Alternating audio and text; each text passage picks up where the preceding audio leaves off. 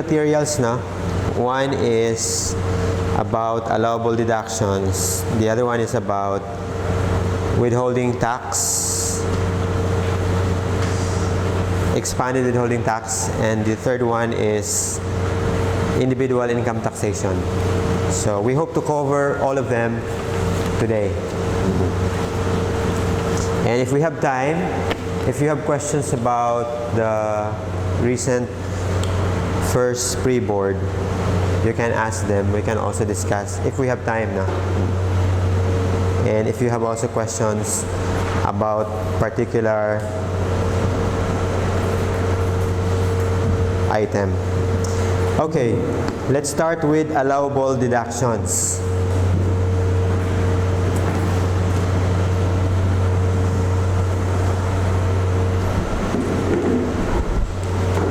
Okay.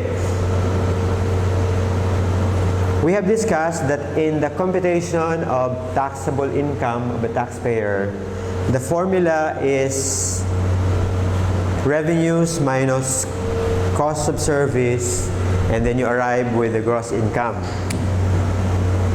So revenues minus cost of service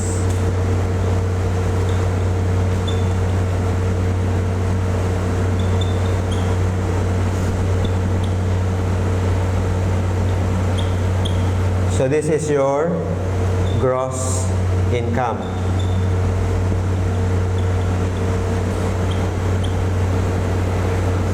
And to arrive to taxable income, there is a further deduction allowed by law, which is called allowable deductions. This is the tax term, allowable deductions.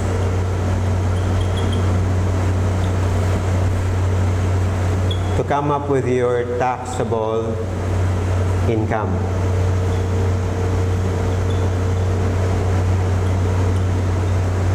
Okay, so this one is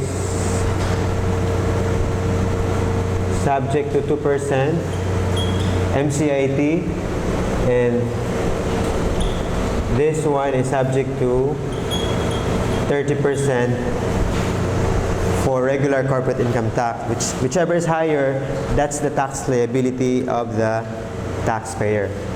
Now, I'm talking about corporation and taxable partnerships, because the rest of the entities, like individual, they're subject to different type of tax, no? So today we will discuss what are the expenses or deductions allowed by law to be deducted from the gross income of the taxpayer to arrive with a taxable income. In your income statement, this is equivalent to your operating expenses,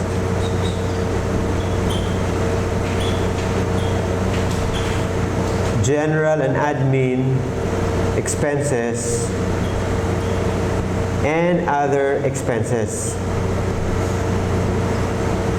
This is how accounting term all of those deductions. So further categorized into three: operating expenses, general and admin, and then other expenses. Because up on your expenses, we have cost of service or cost of goods sold, and then after that, operating, general, and admin. So these three under income tax computation is categorized into one classification: allowable deductions. So this is what you will see in your income tax return. Simpler lang siya. Revenues minus cost of service minus gross, that's your gross income, and then deduct allowable deductions, and then taxable income.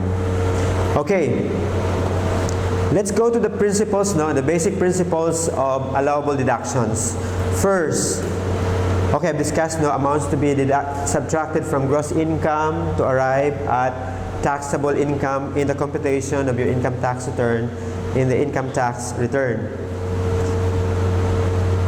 Taxpayers may choose not to avail the deductions because deductions are legislative grace. So if you opt not to avail it, then it's up to you. You will end up though having a higher taxable income if you will not opt to avail the deductions. Okay. But in case you claim a deduction, there is a responsibility on your part as a taxpayer to prove that you are legally entitled to that deductions and to prove that that deduction is correct. So you have the responsibility to substantiate. Substantiate means to support with receipts and other evidences every item of deduction which you are claiming. So that's the strict requirement for the validity of the deductions that you can deduct, that you can claim as reduction from your gross income.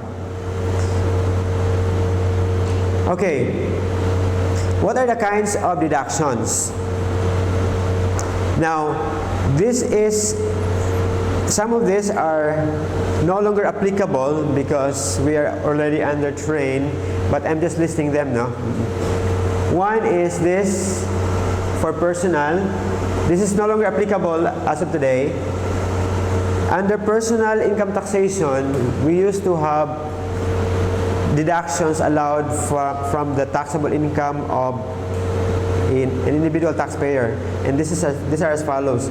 Personal exemption, which is uniformly applied to all individuals, 50,000 regardless of its marital status, whether single, married, or head of the family. And on top of that personal exemption, there's an additional exemptions which is allowed for qualified dependents. If you have qualified dependents, maximum of 4, so each is entitled a deduction of 25,000. But that's already out, no? We will discuss that in detail when we cover individual income taxation. Okay, income distributed to heirs and beneficiaries. This is for estate and trust. So I won't discuss this in detail because this should be covered by your deduction and your estate tax by the other tax reviewer. Okay. But in essence,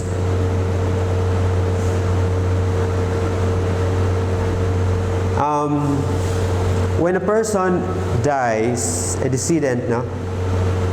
Temporarily his estates or his property is put into what we call an estate. And that estate is assigned a particular TIN para siyang temporary taxpayer habang hindi pa siya distributed to the rightful heirs or recipient. So habang hindi pa siya distribute, that estate, which is a taxpayer also, is assigned a particular TIN. Whatever is the property under that estate is reported by the administrator and then it's declared in the income tax return. So meron din siyang mga deductions. Okay. 20,000 special exemption for estate. So this is also discussed in your estate taxation. Health and hospitalization insurance. This is again removed under personal individual taxation. Wala na po ito. Now, this will be our discussion for this morning. So itemized deductions, which is called ID or optional standard deduction. So these are the two options that a taxpayer can choose, whether it will apply ID as an allowable deductions or optional standard deductions. What are these? Let's go to OSD muna kasi yun yung simpler, no? So OSD can be claimed in lieu of itemized deduction. And those who can claim OSD are as follows. Number one, individuals. And these are as follows: citizens, resident aliens, and then estate and trust. In essence, those who are under the regular income taxation regime is entitled to OSD. Now, the amount of OSD is 40% of the gross sales, net of returns, discounts, and allowances, plus other taxable income from operations not subjected to final tax. So yun yung base ng OSD for individual. For seller of services, the 40% of OSD is based on gross receipts, net of this, plus other income not subjected to other tax. Okay, now for corporations, the one who can claim OSD as in lieu of itemized are those subject to the regular corporate income tax. Ibig sabihin, those corporations not subject to the regular corporate income tax are not entitled to claim OSD. Like for example, international common carriers, they are not subject to the regular tax of 30%, right? They are special tawag dito, resident foreign corporation. And they are subject to 2.5% on their gross Philippine billings. Therefore, they cannot opt to apply the OSD because they are not subject to the 30% net taxable income. Now, the formula for corporations it's different, no? Because the base of the 40% is on the gross income. For the individuals, the base is on the gross revenue. For corporations, the basis is gross income. You have to deduct first the cost of goods sold for seller of goods, or cost of services for seller of services. Okay. Now, these are the requirements for you to choose OSD, no? For you to be qualified in applying OSD. In default, you are assigned to claim itemized unless you indicate on your first quarterly income tax return. So that election of availment of OSD has to be made during the filing of the first quarter. Failure to indicate that choice on the first quarter means that you opted to adopt the itemized deductions. And that choice is irrevocable for that particular taxable year. You cannot say the second quarter, if you have calculated na, I'm better off at ID, so ID na lang. No. If you have applied during the first quarter using OSD, then the entire year is OSD. If you fail to file first quarter ITR, then you are treated as applying or claiming ID, not OSD. Okay. Now let's go to itemized deductions. Itemized deductions is, for OSD pala, there's no need for you to come up with supporting documents. Now, let me clarify, for your accounting purposes, you still account your expenses, no? Especially for your purposes of claiming VAT, kasi you need official receipts, invoices. Ang OSD only applies for computation of your taxable income. But in your accounting books, you still account your itemized expenses. It's just that for your purposes of computing how much is your taxable income, you apply the OSD. So, now if you opt to apply itemized deductions, these are the rule, no? Who can claim? These are the entities that can claim itemized deductions. Domestic corporations, including taxable partnerships, and government-owned and controlled corporations, or GOCCs.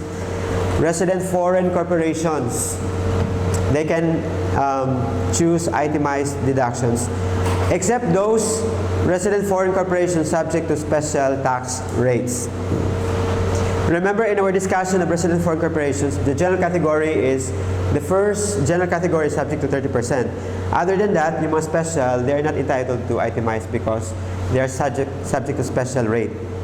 Individuals engaged in trade, business, or profession, just like me, and then estates and trusts. Okay. Items of itemized deductions. These are as follows. We have 10, no? Business expenses, interest expense, deductible taxes, losses, bad debts, depletion of oil and gas wells, charitable and other contributions, research and development expenses, pension trust contributions, and depreciation. Okay, let's go to the first category, business expenses. The requirements are as follows. The expenses has to be ordinary and necessary for the business.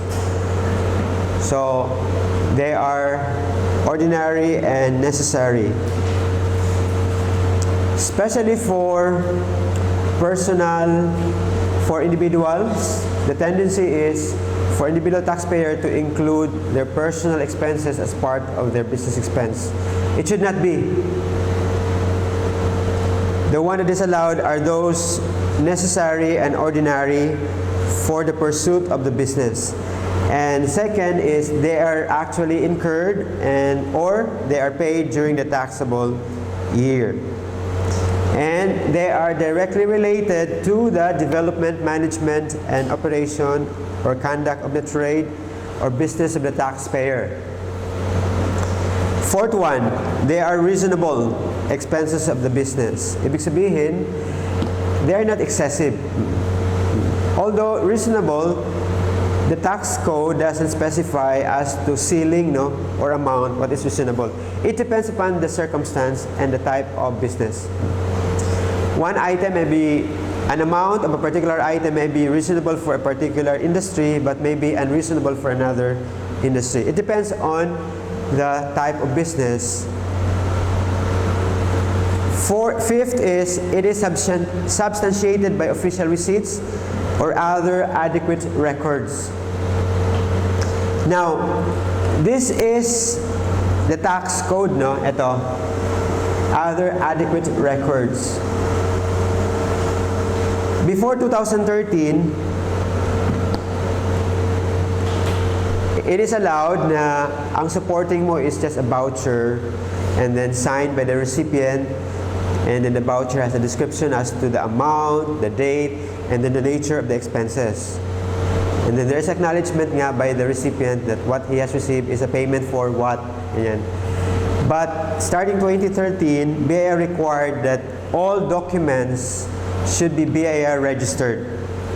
So all expenses should be supported with BIR registered receipts and invoices. That means if you are a taxpayer and if you are purchasing from someone, your responsibility is to ensure that you are dealing with persons who are registered, duly registered with the BIR, and will issue a BIR registered receipts and or invoices. So may mga unscrupulous kasi ng mga taxpayers that they are not registering their business, or they have multiple set of documents. If the customers ask for receipts, a valid one, they issue one. If they don't, then they don't issue, or they just issue a piece of paper which is not registered. Now, the risk is if you are claiming an expenses which are supported by other than BIR registered receipts or invoices, then that expenses will not be allowed as a deduction from here. So if you claim that and time will come, you will be audited and the BIR will spot that improper documentation, then that expense will potentially be disallowed. The last important requisite, which is very important, is it must be subjected to withholding tax. That means to say, you as the payer, when you release the payment or when you record the expense that you have incurred, you should have subjected that to withholding tax, because the recipient is also a taxpayer subject to income tax. So he's also obliged to pay his income tax due. And one strategy of the BIR to collect from that taxpayer is via the withholding tax system. Like for example, myself, I am a taxpayer and you are all my customers. So if I have to pay my income tax due come every April 15, medyo matagal yun na magkapera si BIR, no? So for BIR to have money to operate under the lifeblood doctrine, it assigns my customers to withhold a certain percentage of what they pay to me. Like kayo, if you pay me, then you withhold certain percentage. Like in my example, my withholding is 10%. So if I bill you 10,000 of my professional fee, then you have to deduct 1,000. And then you gave to me the 9,000. So unless you withhold, that 10,000 that you paid to me as a professional fee may be potentially disallowed as an expense because you haven't subjected it to withholding tax. That's the responsibility of the taxpayer claiming the expenses. The expense that he has paid should be subjected to withholding tax. And of course, remitted to the BIR under the correct period. Okay, so there's a note here. Under the table, bribes and kickbacks are not allowed as deductions, which is nowadays, no? There are government agencies, personnel that employ that, no? They won't process your application unless you give something to them. Okay, let's go to quickly the examples of business expenses. First one, compensation. Mga sahod ng mga tauhan ng employer. So, these are the example of the business expense under compensation. Salaries, including the fringe benefits, and then management and labor expenses. So, any form of compensation given to employees, no matter how you term them, it's compensation. Traveling expenses for local travel or even outside of the home base, work base, is also claimable as expenses, as long as the travel is related to the pursuit of the business. Okay, so they are incurred while the taxpayer or the employees is away from the tax home. Tax home refers to the place of work, business, or employment. Like for example, inutusan kang pumunta sa Makati to process the business tax permit or business permit, then that expenses from your employer's home base to Makati is claimable as traveling expenses. Or you go to Cebu, you are assigned to go to Cebu for a particular short-term task, then that expenses, including the plane, hotel, is claimable as traveling expenses.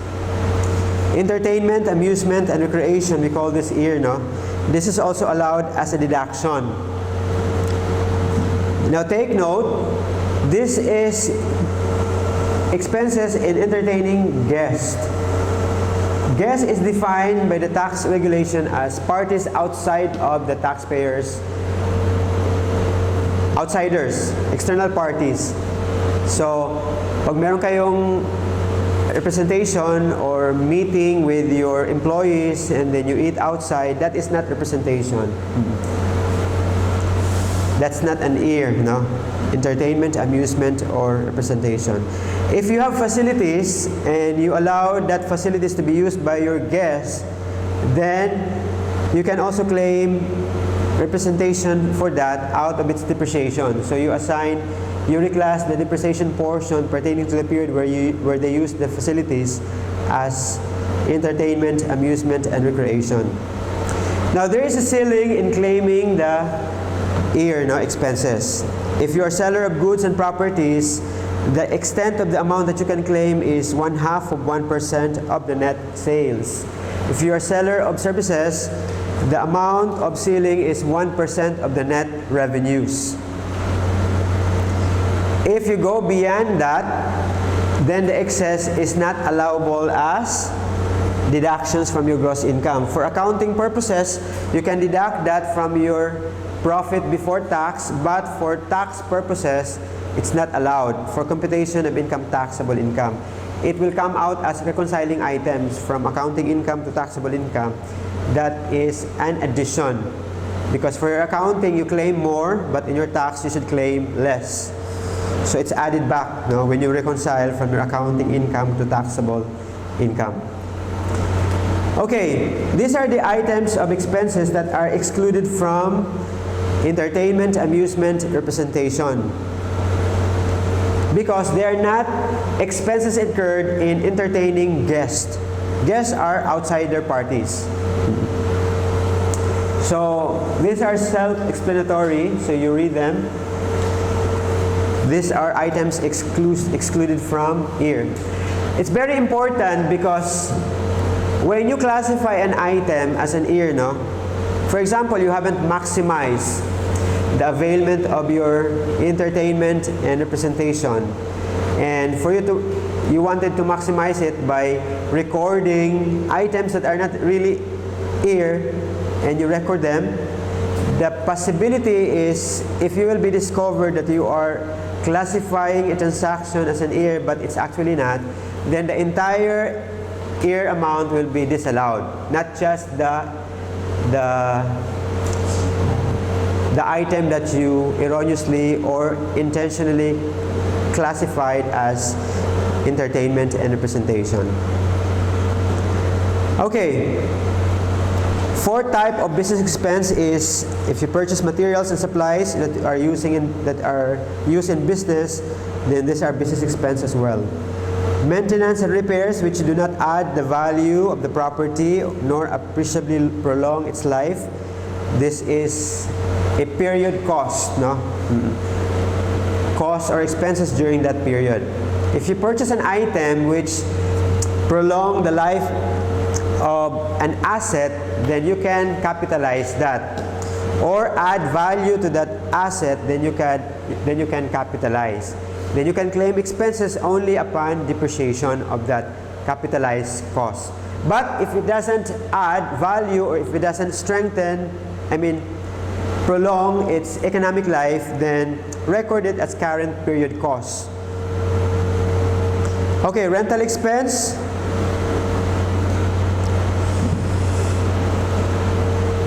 So this is allowed as deduction, provided that prepayments are not allowed as deductions. You have to take it up as asset. Now this is in contrast to the lessor, because the lessor, once it receives advance payment under the tax regulations, it's required to report everything that he receives as income for that period. But on the side of the payer, the lessee, he cannot claim whatever he has paid if that payment is pertaining to a future rental. So prepayments are not allowed to be claimed as deduction on the part of the lessee, but on the part of the lessor, it's required to be declared as taxable receipts or income. Okay. If on top of the rental, there is an agreement that the lessee shoulders real property taxes and other expenses like association dues, then that payment by the lessee is also claimable as expenses because they are incidental to rentals. Now, if you are renting a property and you introduce or you incur improvements which you capitalize as leasehold improvement, then the depreciation of the leasehold improvement is allowed also as a deduction. Okay. Advertising and other selling expenses, operating expenses of transportation equipment, insurance premiums against fire, storm, theft. So, as good business practice, normally taxpayer insures its property, no, against these alarms, no, fire, storms. Yung iba nga meron silang tinatawag na insurance against political violence, no, sabotage and terrorism. Like my client in Manpulo, he secures insurance of his property against political violence, which includes terrorism and violence. Okay, miscellaneous expenses, pre-operating expenses. If you are incurring expenses during the start of your business, which you are allowed to capitalize, no? Like for example, one of my clients is engaged in restaurant. So they had a soft opening in September, but from March to August, they have been exploring menus and recipes. So they had hired 2 chefs from Spain. They imported those 2 chefs so that for the period of March to August, they explored what are the different menus that they can offer. So those expenses that they have incurred may be allowed to claim as a deferred charges and then amortize over 60 months, starting from the time that they have operated in September. Okay, so if you have deferred charges, then you are allowed to claim as a deduction for that, for the amortization of that pre-op or deferred charges